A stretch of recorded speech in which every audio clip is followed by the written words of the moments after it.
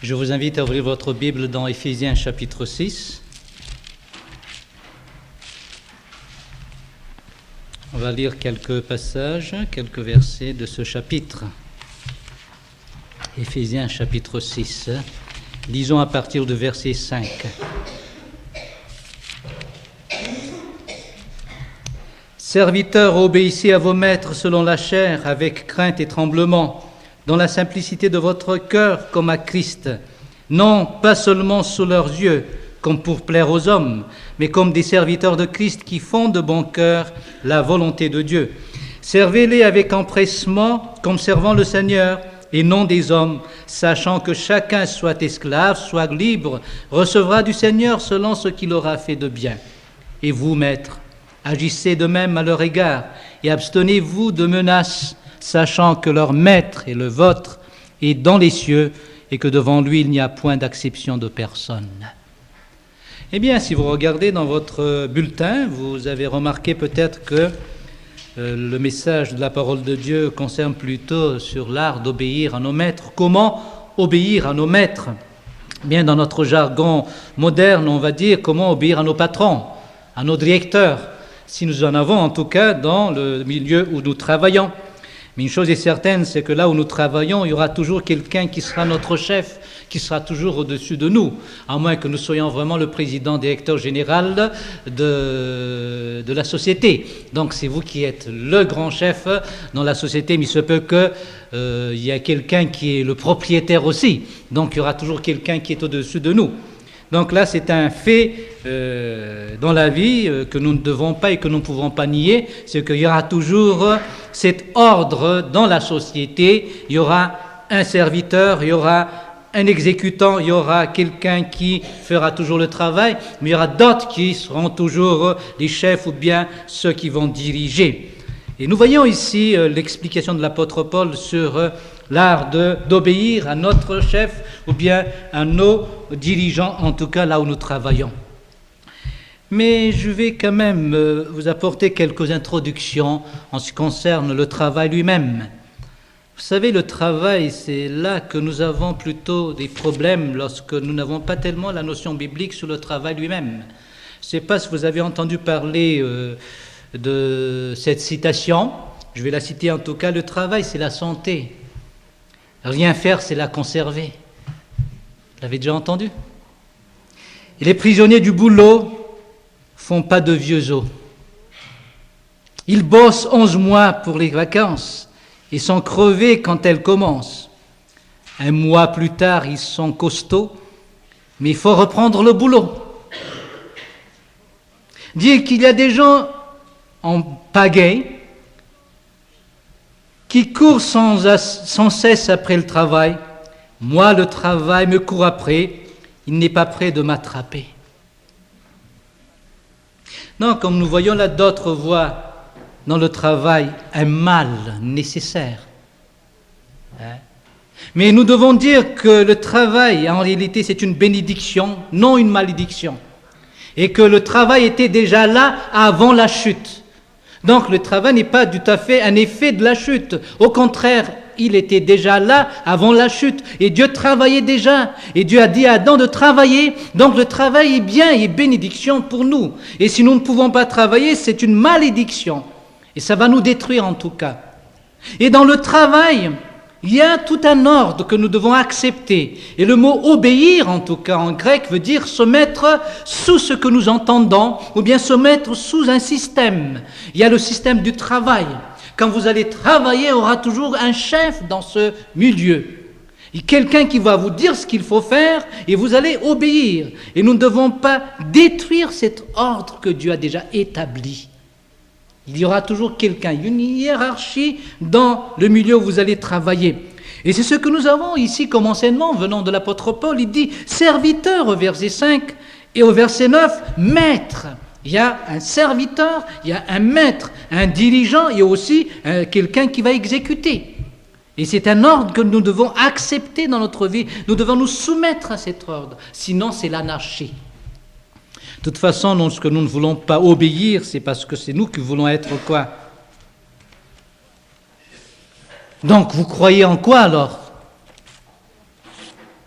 C'est vous qui voulez être chef, vous croyez en quoi? Un ordre. Dans le milieu où vous êtes, il y a toujours quelqu'un qui sera le chef. Mais c'est vous qui voulez être le chef. Même le problème aussi dans la famille. La femme qui n'est pas soumise, c'est parce qu'elle veut être quoi? Donc elle croit qu'il faut qu'il y ait un quoi? Un chef, mais c'est lui qui veut être à cette place. Mais la Bible met quelqu'un à cette place et nous devons obéir à cet ordre de Dieu, nous soumettre à cette institution de Dieu. Il a institué aussi le travail.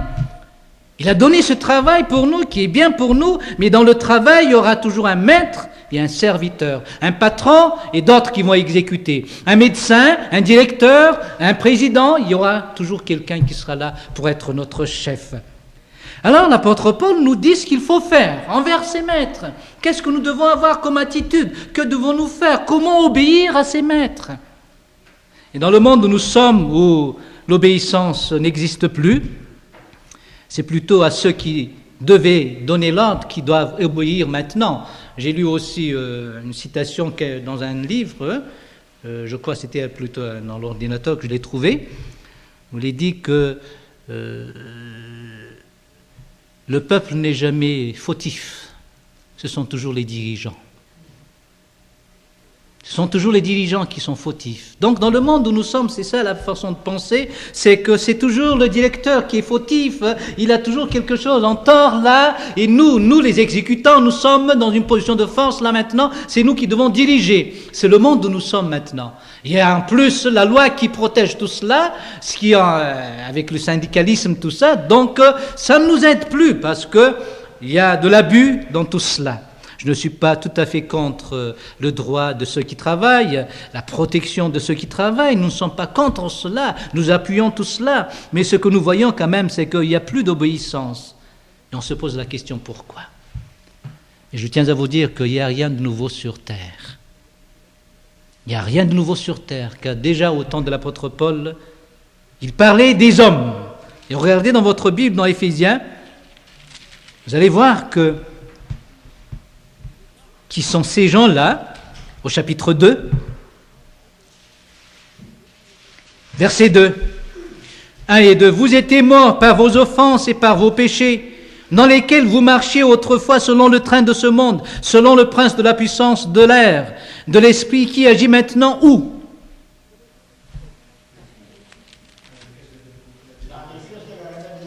Voilà. Et qui sont ces fils de la rébellion? C'est nous. Nous sommes doués pour être rebelles, à être désobéissants.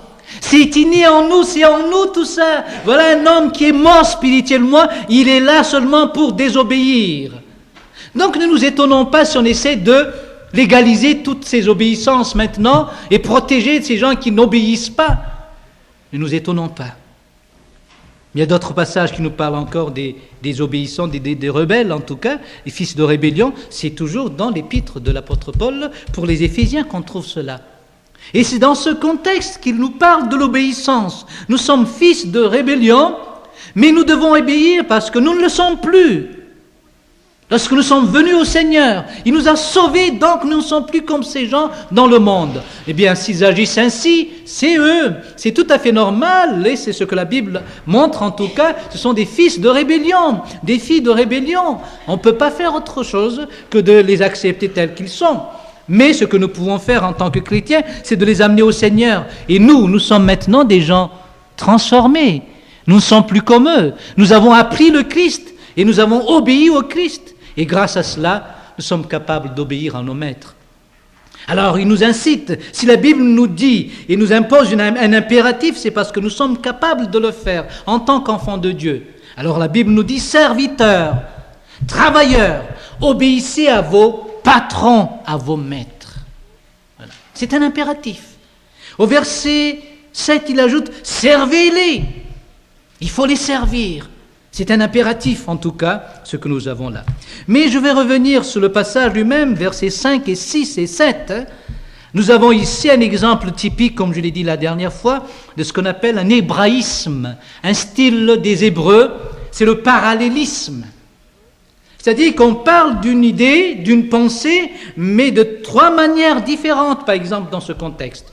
Au verset 5, nous avons ceci. Serviteurs, obéissez à vos maîtres selon la chair avec crainte et tremblement dans la simplicité de votre cœur comme à Christ. Voilà une thèse. Verset 6, une autre thèse parallèle à la première. Non pas seulement sous leurs yeux, comme pour plaire aux hommes, mais comme des serviteurs de Christ qui font de bon cœur la volonté de Dieu. C'est la même chose, mais dite d'une manière un peu différente, et c'est plus développé que celle qui a été dite avant. Verset 7, la même chose. Servez-les avec empressement comme servant le Seigneur et non des hommes. Et si vous regardez bien, dans chaque thèse, vous allez trouver 3 points. Donc c'est un parallélisme, je dirais, ternaire, dans le sens qu'il y a 3 points. Il y a 3 idées, mais dans chaque pensée, il y a 3 idées encore, 3 éléments. Regardons le verset 5. Serviteurs, obéissez à vos maîtres. Comment? De 3 manières. Avec crainte et tremblement, premièrement. Deuxièmement, quoi? Dans la simplicité de votre cœur. Et troisièmement, comme à Christ. 3 points. Deuxième thèse, verset 6. Premièrement, non pas seulement sous leurs yeux, voilà l'idée en tout cas, mais comment? Premièrement, comme pour plaire aux hommes. Non pas seulement sous leurs yeux comme pour plaire aux hommes. Deuxième point, mais comme des serviteurs de Christ. Et troisième point, qui font de bon cœur la volonté de Dieu. Vous voyez? Il y a 3 points là. Et verset 7, la même chose dans cette dernière thèse, en tout cas c'est la synthèse de tout. Servez-les, comment? 3 points, avec empressement, comme servant le Seigneur et non des hommes. Il y a une idée qui est toujours répétée dans ces 3 points. Il y a 3 idées même, si on veut très bien parler de cela, c'est de l'obéissance, mais aussi le terme « comme » à Christ. Au verset 5, c'est « obéissez comme à Christ ». Au verset 6, non pas seulement sous leurs yeux, mais comme pour plaire à qui? Comme des serviteurs de Christ. Et au verset 7, comme servant le Seigneur. Donc, dans la vie chrétienne, tout ce que nous faisons est toujours lié avec notre Seigneur, Jésus-Christ. Que vous travaillez, que vous dormiez, que vous voyagez, eh bien, il faut que ce soit toujours dans le Christ tout cela. Que nous voyons tout cela en rapport avec le Christ lui-même. Et c'est cela qui va nous aider. Si vous allez faire votre travail seulement pour votre maître, vous ne pourrez pas le faire, vous n'allez pas le faire, ou bien c'est seulement devant lui que vous allez le faire. Mais si vous allez regarder votre travail avec l'œil du Christ et que vous mettez Christ là-dedans, ça changera votre motivation, ça changera votre façon de faire et ça changera aussi votre comportement. Et comment vous allez travailler. Bon, essayons de passer aux détails de tout cela maintenant. Là, vous voyez le plan maintenant de ces quelques versets-là. C'est que nous avons un parallélisme sur l'obéissance au maître. Comment allons-nous obéir au maître? Prenons la première thèse qui est positive. Elle est positive d'abord. La deuxième, elle est négative. Et la dernière, c'est la synthèse. Bon, il n'est pas tellement dialectique, l'apôtre Paul, en disant qu'il y a une thèse, puis une antithèse, puis après il y a une synthèse. Non. Mais nous voyons quand même un style pareil ici, c'est qu'il parle d'une chose positive d'abord, ce que nous devons faire. Et une chose négative, c'est ce que nous ne devons pas faire. Et à la fin, il va nous donner une conclusion. Qu'est-ce qui doit être fait d'une manière positive en tant que travailleur, serviteur? Il dit, obéissez à vos maîtres selon la chair. Comment? On l'a vu la dernière fois. Avec crainte et tremblement.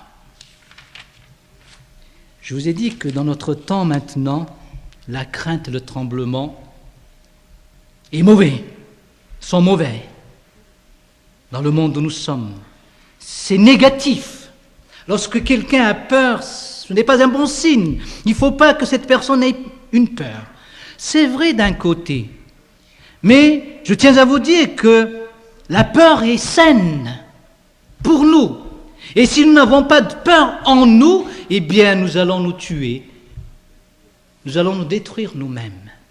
La peur est une sorte de balise qui nous empêche. Si vous n'avez pas peur et que vous êtes près d'un précipice, eh bien si vous n'avez pas peur, eh bien vous allez sauter. Ça c'est sûr.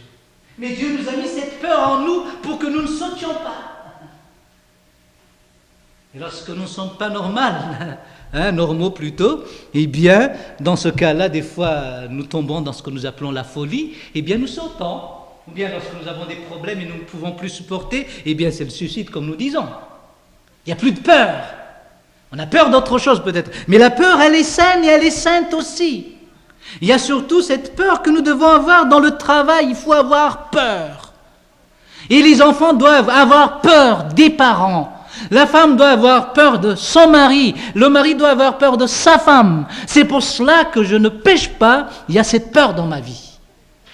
Et si vous n'avez pas cette peur, vous allez toujours faire des bêtises et des gaffes. Donc la peur n'est pas mauvaise en soi. Il y a une peur mauvaise en tout cas. Dans la philosophie de notre temps en tout cas, nous ne voulons pas être victimes comme on dit. Et on a peur d'être victime.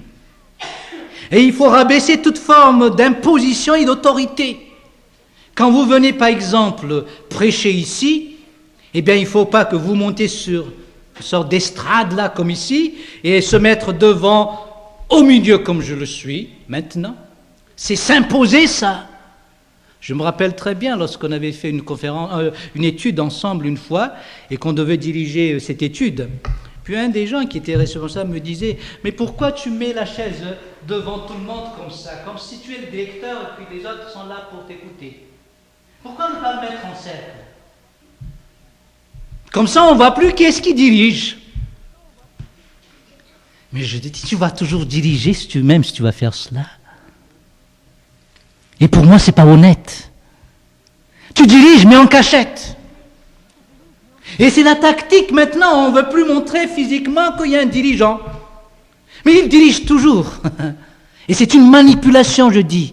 Je préfère montrer que je dirige, lorsque je dirige quelque chose, que de le faire en cachette, pourtant je dirige toujours. Mais je suis en train de vous manipuler là. Et c'est ce qu'on fait en réalité maintenant, dans le monde où nous sommes. Parce que on ne veut pas que les gens se sentent victimes, qu'ils ne se sentent pas qu'il y a une autorité quelque part, qu'ils ne se sentent pas qu'il faut avoir peur à telle ou telle personne. Mais la peur, elle est saine. Il nous est dit ici, il faut travailler, obéir à nos maîtres avec crainte et tremblement, avec peur et tremblement. Et même quand on parle de tremblement, on parle des genoux, non? Je vais vous donner un exemple. Il y a un jeune garçon qui était venu voir ses parents. Il a osé annoncer à ses parents qu'il est homosexuel. Et tout le monde ne disait rien. Et à partir de ce moment, il a été libéré de son fardeau. Il n'avait plus peur. Mais sa sœur, lui, elle était venue me voir, mais elle m'en a parlé, Miara. Je suis la seule personne à qui il n'a pas osé dire cela. Et je crois qu'il a peur de moi. Et avec moi, il n'ose pas en parler, il n'ose pas le faire non plus. Alors je vous pose la question. Est-ce que c'est mauvais, ça? Que ces garçons aient peur de sa sœur? Et c'est une peur mauvaise qui va détruire cet enfant? Non. Au contraire, c'est une peur sainte qui va l'empêcher d'aller faire des bêtises. Vous voyez? Mais comme les parents ne disent rien, et que les parents n'approuvaient pas, mais ne désapprouvaient pas non plus, qui disent rien, vous connaissez la suite? C'est quoi? C'est qu'ils approuvent aussi d'un côté. J'ai oublié le proverbe là, consent. Qui dit rien? Voilà. Et le garçon se sentait à l'aise à cause de cela. Il n'avait plus peur. Donc il va afficher son problème, là, son péché. Et disons, vous avez un voleur chez vous et qui n'a plus peur de vous. Est-ce que c'est bien? Vous avez vos enfants qui n'ont plus peur de vous, puis ils osent dire comme ça, hein, à vous. Il y a quelque chose qui cloche là. Il faut qu'il y ait cette peur, qui est saine. Non pas la peur sauvage, qui va nous détruire comme la peur d'un animal. Si j'ai peur de ma femme, c'est parce que je la respecte. Donc il y a un respect derrière la peur. Respect d'une autorité, d'une personne que j'aime. Si vous aimez votre femme, vous n'oserez pas aller voir une autre femme. Et vous allez avoir peur de votre femme. Et cette peur, elle est saine. Et vous n'oserez pas tomber dans le péché. C'est parce que maintenant, on n'a plus peur. C'est pour cela que tout le monde vit dans tel péché sans problème. Et on essaie de rationaliser ça, et même de légaliser, et de vulgariser, et de banaliser, et de sublimer tout cela aussi pour que tout le monde l'accepte. Et voilà, et mépriser ceux qui l'approuvent en tout cas. C'est le monde où nous sommes. Mais nous sommes chrétiens, chers amis. La Bible nous dit que nous devons obéir avec crainte et tremblement. Il faut avoir cette peur du chef. Et si vous ne l'avez pas, vous allez dénigrer votre chef. Vous allez même le détrôner si vous serez capable de le faire. Mais nous devons avoir cette crainte et aussi ce tremblement en faisant le travail. Mais il y a quelque chose qui compense un peu cela pour ne pas pousser ça à l'extrême, car la peur, en extrême en tout cas, est mauvaise, il faut le dire, car vous tremblez toujours, vous ne savez plus quoi faire, mais vous tremblez toujours, vous n'avancez pas, ça détruit, c'est vrai. Alors il dit comment ? Dans la simplicité de votre cœur. C'est que ça doit venir de notre cœur, c'est là que je dis, il y a une question d'amour derrière cela. Hein, vous aimez votre patron, donc vous allez obéir, vous allez avoir une crainte de votre patron. J'ai donné l'exemple du mari et de la femme. Voilà, crainte de décevoir, de détruire la vie de cette personne, mais je crains la personne elle-même, je tremble devant elle. Vous voyez ? Non pas parce qu'il va amener son pistolet là devant mon nez, non pas cette peur de mourir, mais il y a un amour avec simplicité de cœur, c'est que ça doit venir de notre cœur. Nous obéissons de tout notre cœur à qui ? À notre patron en tout cas, mais avec cette simplicité. C'est-à-dire que vous n'avez pas un esprit mercantile ou un esprit de calcul, comme on dit aussi. Et c'est ce qu'il donne comme explication au verset 6. Mais la clé de tout cela, en tout cas, c'est que comment faire pour agir ainsi ? Eh bien, je vous pose la question, comment vous faites avec le Christ ? Est-ce que vous avez peur du Christ ? Est-ce que vous tremblez devant lui ? Je me rappelle très bien, dans le temps, c'était dans l'année 60, on disait que Jésus-Christ était notre copain, le superstar. Il est notre chum, comme on dit aujourd'hui. Mais ça, ce n'est pas un signe de respect ni de peur, ni de crainte. On rabaisse le Christ à notre niveau, plus bas que nous-mêmes. On humanise le Christ dans le sens qu'il devient plus bas que nous. Il y a un respect. C'est le Seigneur des Seigneurs, donc nous devons avoir peur de ce Seigneur. C'est comme ce que nous faisons avec Christ, que nous devons faire avec notre Maître, ce qu'il nous dit ici. Serviteurs, obéissez à vos maîtres. Premièrement, selon la chair, premièrement, avec crainte et tremblement. Deuxièmement, dans la simplicité de votre cœur, comme à qui ? Comme à Christ, comme notre Seigneur. Vous obéissez à votre Seigneur, vous avez peur de votre Seigneur et vous obéissez à celui qui vous a sauvé, à votre Sauveur, qui est Christ lui-même. C'est ce que vous devez faire. Donc, il faut mettre Christ là-dedans. Nous sommes chrétiens et ce qui nous différencie des autres. Et nous voyons maintenant le patron avec, comme je vous vois là maintenant avec mes lunettes. Merci en tout cas pour ces lunettes. Là, je vois clair. Et quand j'enlève, vous êtes flou là-bas derrière. C'est flou derrière. Il y a des lunettes qu'il faut mettre pour voir clair, des fois, dans la vie.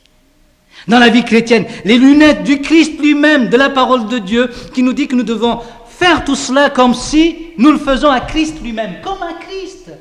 Et quand vous mettez Christ là-dedans, tout est facile. Mais si vous allez le faire par vous-même, avec vos efforts, c'est dur, c'est difficile même. Et c'est impossible pour certaines personnes.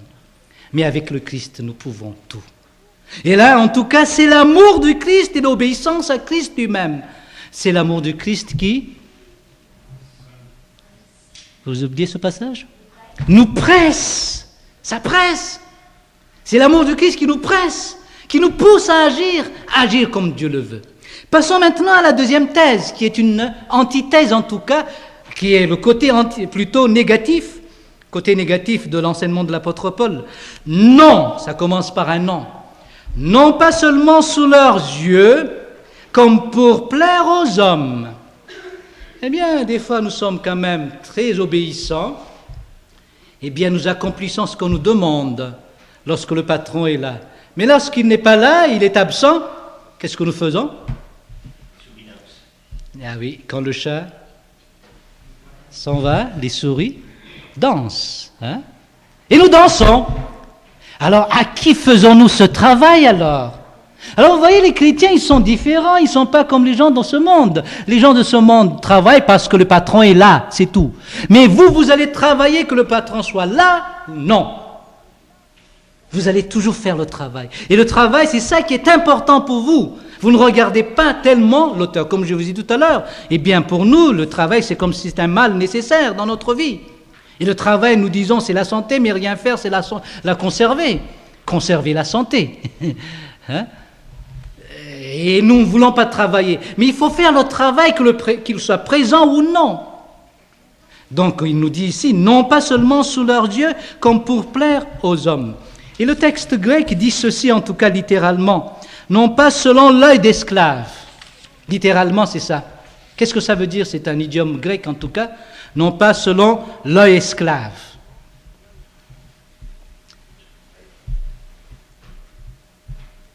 Qu'est-ce qu'il a comme problème, cet œil esclave? Est-ce qu'il est toujours capable de discerner où se trouve le patron? Le maître. Car l'esclave, lorsque le patron n'est pas là, eh bien, il va trouver le moyen de ne pas travailler. Hein? C'est un esclave. Donc, s'il a toujours ce moyen de ne pas travailler, il va le faire. Il va sauter dessus. Alors, il faut qu'il a toujours quoi? L'œil vigilant, là. Hein? Vous voyez? Qui regarde toujours. Est-ce qu'il est là? Est-ce que le patron est là?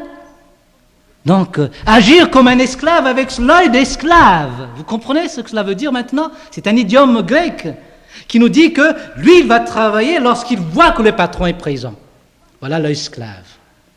Mais est-ce que nous sommes esclaves pour agir ainsi? Non, je ne crois pas. Vous êtes libres dans le Seigneur. Et comme si vous êtes libres, vous allez faire le travail parce que le travail doit être fait. Et si vous êtes assez logique quand même, eh bien, qu'est-ce qui va payer votre salaire? C'est votre société, non? Et que vous n'allez pas travailler. Qu'est-ce qui va se passer si tout le monde va faire ainsi? On va fermer la société. C'est pour votre bien en tout cas. Donc vous allez faire le travail, vous allez aimer le travail, qu'il soit là ou non le patron. Vous allez faire votre travail. Et il ajoute ceci, comme des serviteurs de Christ, qui font de bon cœur la volonté de Dieu. Comme des serviteurs de Christ qui font de bon cœur la volonté de Dieu. Donc, si vous comprenez très bien, pour l'apôtre Paul, travailler, c'est quoi? C'est faire la volonté de Dieu. Ne pas travailler, c'est quoi? Faire la volonté du diable, dit notre frère là-bas derrière. Ouais. Voilà, c'est la paresse. Et nous ne sommes pas des paresseux, nous sommes des chrétiens. Et dans l'Ancien Testament, dans les Proverbes, on utilise ce mot paresseux pour parler des gens qui ne sont pas sauvés. Ils sont paresseux selon la Bible, hein, les gens qui ne sont pas sauvés. Et nous ne sommes pas comme ces gens-là, nous sommes déjà délivrés par le Seigneur et nous avons ce que nous appelons la vraie liberté dans le Seigneur et la liberté de faire le travail. Vous savez, la philosophie de ce monde nous dit que la liberté, c'est le pouvoir de faire ce qu'on veut faire. Vous comprenez? C'est le pouvoir. C'est le pouvoir de faire ce qu'on veut faire. Lorsqu'on a envie de dormir, alors, nous sommes libres. Et c'est à 10 heures du matin. C'est l'heure d'aller à l'école, d'aller travailler, et vous avez envie de dormir. Vous avez la liberté, qu'est-ce que vous allez faire alors?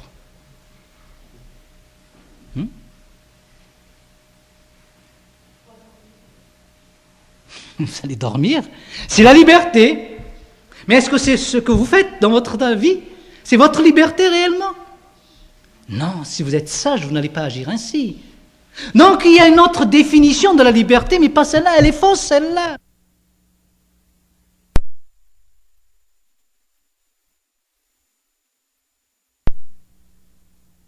Non pas ce qu'on peut faire, ce qu'on doit faire. Voilà la liberté, la vraie liberté. Qu'est-ce que je dois faire à ce moment-ci? Ronfler? C'est ça?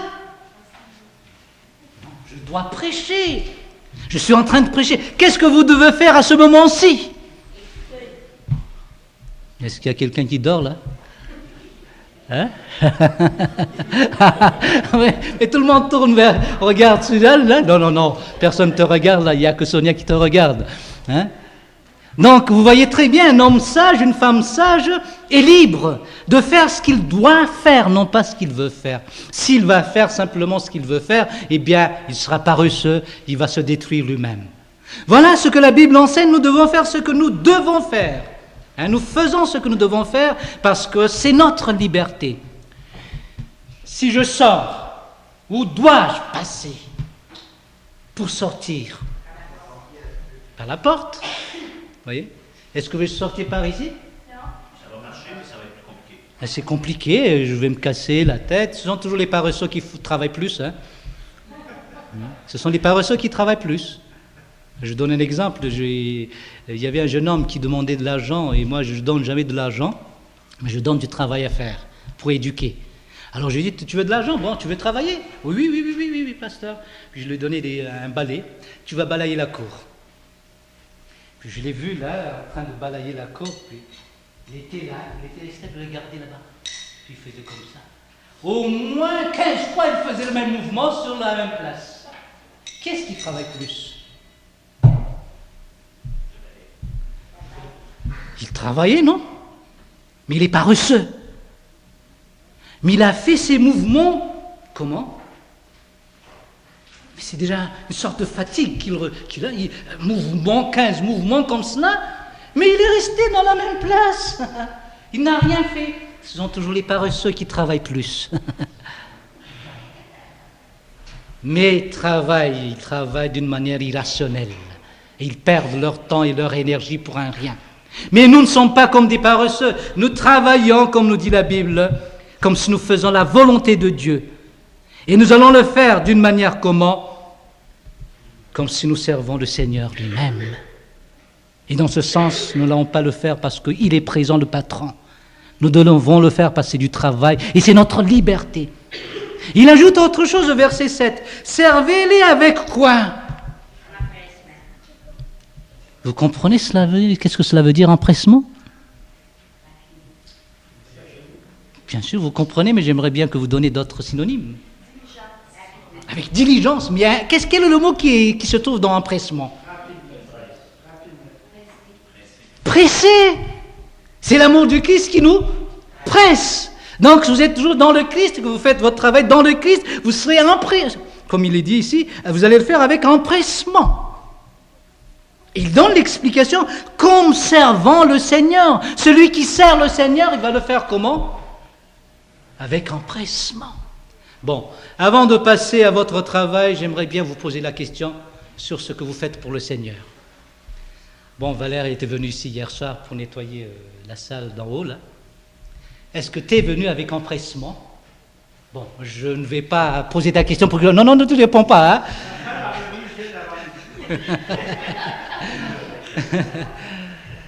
Est-ce tout ce que vous faites pour le Seigneur, est-ce que vous faites tout cela avec empressement? Qu'est-ce que ça veut dire? Pourriez-vous expliquer un peu ce terme avec empressement? Non pas un synonyme, mais une explication. Sans tarder, quoi encore? Sonia a dit quelque chose tout à l'heure. Diligence. Il y avait un autre. Oui? Il y a un amour derrière, c'est que vous êtes pressé, vous avez envie de le faire, vous aimez le faire. Non, pas dans ce sens, c'est ce qu'il veut éviter ici, que nous ne faisions pas cela pour plaire au patron. Mais c'est un empressement et vous avez hâte de le faire. Hein? Moi, j'ai hâte de rencontrer ma sœur. C'est un peu cette idée, vous voyez? Vous avez hâte d'aller venir à l'église? Oh, demain c'est dimanche. Oh, j'aimerais bien que dimanche arrive déjà aujourd'hui. Est-ce que c'est ça que vous avez comme empressement? Voilà ce qu'on appelle servir le Seigneur. Et c'est de cette manière que nous allons servir aussi notre patron. Servez-les avec empressement, comme servant le Seigneur, non des hommes. Donc vous voyez, si je donne une conclusion de tout cela, c'est que le secret se trouve dans notre attitude envers notre Seigneur. Qu'est-ce que vous avez comme attitude envers votre Seigneur? C'est ça qui va dicter votre comportement devant vos patrons. Comment vous respectez votre maître?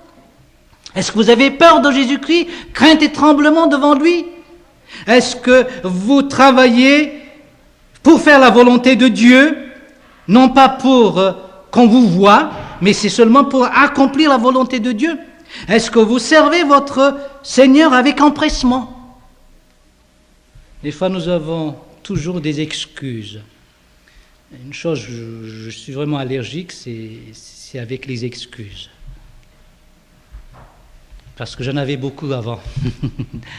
Lorsqu'on fait une petite erreur, là, on arrive toujours à rationaliser, à porter des excuses.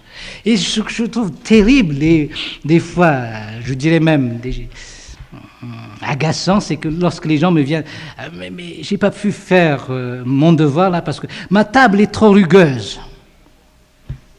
On met le tort sur quoi?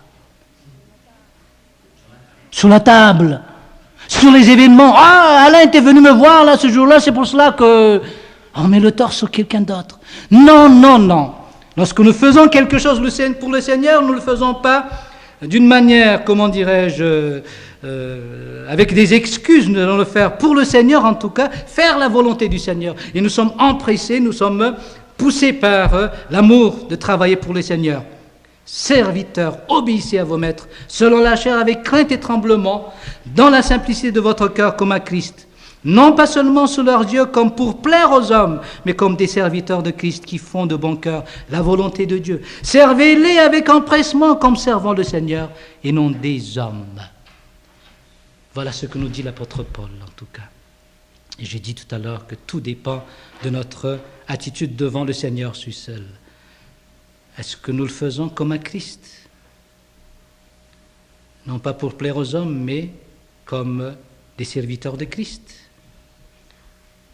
comme servant le Christ lui-même. Il va finir l'apôtre Paul avec le verset 8.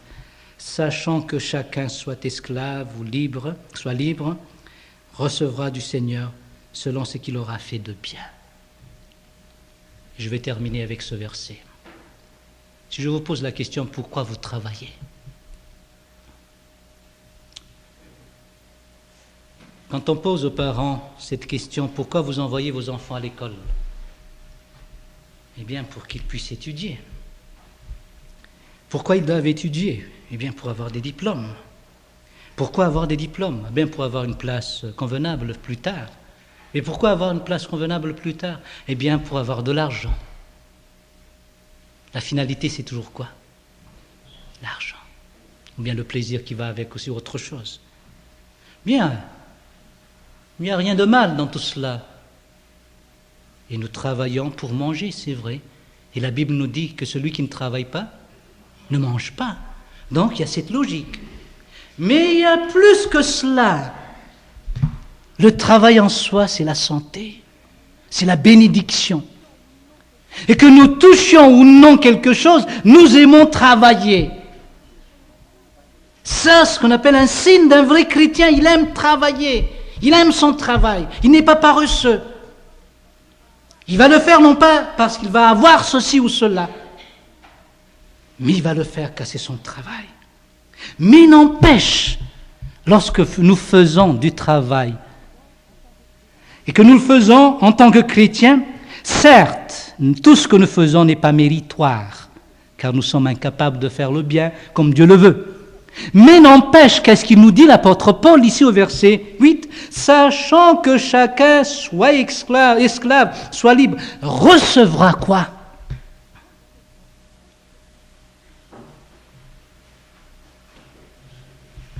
Quelque chose. Selon quoi ? Ce qu'il aura fait de bien ou bien de mal. Vous voyez ? Donc, le Seigneur nous récompense aussi. Et ça, il faut comprendre, c'est une expression biblique et c'est un enseignement biblique, c'est que le Seigneur va vous récompenser de ce que vous faites.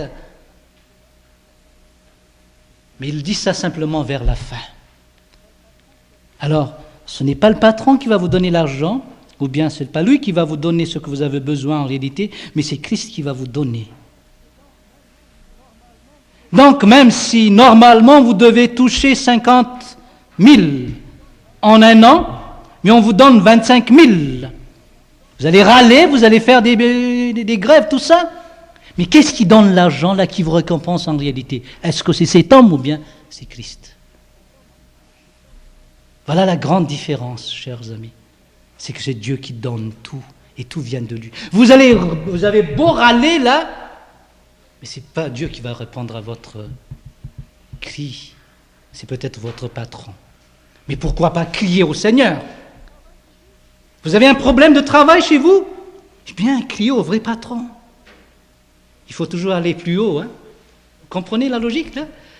Vous allez voir le planton. Comment vous appelez un planton chez vous, au Québec ? Vaguemestre. Celui qui... Oui ? Celui qui prend le papier, qui passe à d'autres, puis il est là pour celui qui... Hein ? Un commissionnaire peut-être, celui qui va à la poste pour poster des lettres, celui qu'on envoie, la secrétaire l'utilise, le patron l'utilise. Commissionnaire. Chez nous on l'appelle le planton. Voilà. Ouais. Eh bien, pardon ? Oui. Bon, vous comprenez ce que je voulais dire là. Le planton, ou bien le commissionnaire comme vous dites chez vous. J'ai perdu ma fil d'idée là, en disant que nous, les chrétiens, en réalité, nous travaillons pour le Seigneur, non pas pour quelqu'un. Nous travaillons à cause du Seigneur. Et nous le faisons pour lui. Et c'est lui le vrai patron. Et voilà l'idée que je voulais sortir là. Est-ce que vous allez demander au planton là, si vous pouvez travailler dans cette société, et vous voulez travailler, vous cherchez du travail, vous allez vous adresser à un planton ? À qui irez-vous, si vous voulez avoir de la place là ? Au premier responsable. Le vrai patron. Et lorsqu'il va dire oui, et que le planton n'est pas pour, est-ce que vous allez avoir le travail ? C'est sûr que vous allez avoir. Et qui est le vrai patron dans votre vie ? C'est Jésus-Christ.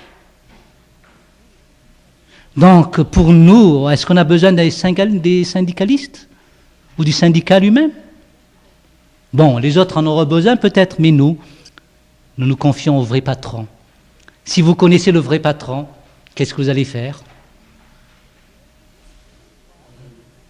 Mais allez le voir. Vous avez un problème, allez le voir. Dites-lui vos problèmes. Tu cherches du travail là, Suzanne, non ? Joanne, plutôt, tu m'excuses. Joanne, je confonds les noms. Oui, lapsus.